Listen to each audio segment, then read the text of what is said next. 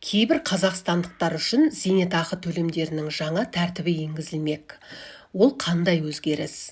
Алдағы уақытта орын алатын өзгерістерде қандай талаптар қамтылмақ? Тақырып қызықтырса, видеоны қарап шығыңыз.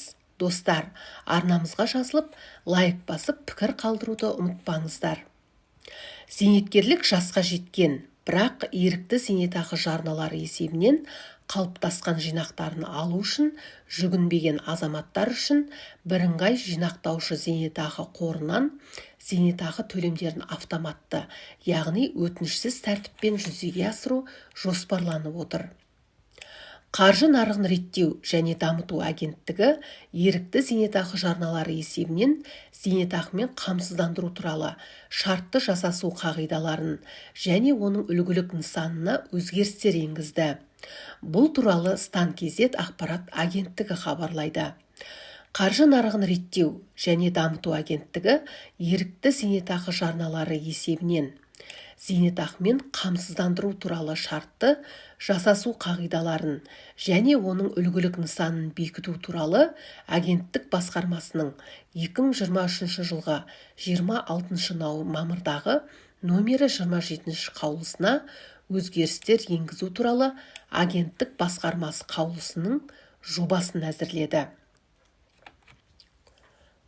Жобада ерікті зейнетақы жарналары есебінен зейнетақымен қамсыздандыру шартының үлгілік нысанына, оның ішінде бірыңғай жинақтаушы зейнетақы қоры акционерлік қоғамнан төлемдер тәртібіне қатысты бөлігінде өзгерістер енгізу ұсынылады. Зейнеткерлік жасқа жеткен, бірақ ерікті зейнетақы жарналары есебінен қалыптасқан жинақтарын алу үшін жүгінбеген азаматтар үшін бірыңғай жинақтаушы зейнетақы қорынан зейнетақы төлемдерін автоматты, өтінішсіз тәртіппен жүзеге асыру жоспарлануда. Осы тетікті іске асыру ерікті зейнетақы жарналар бойынша талап етілмеген зейнетақы жинақтарының алдын алып, зейнетақы төлемдерінің барлық түріне бірдей көзқарасты қамтамасыз етуге мүмкіндік береді, делінген хабарламада. Жоба Қазақстанның кейбір заңнамалық актілеріне қаржы нарығын дамыту, қаржылық көрсетілетін қызметтерді, тұтынушылардың құқықтарын қорғау, байланыс және артық заңнамалық регламенттерді болғызбау мәселелері бойынша өзгерістер мен толықтырулар енгізу туралы заңын іске асыру шеңберінде әзірленді.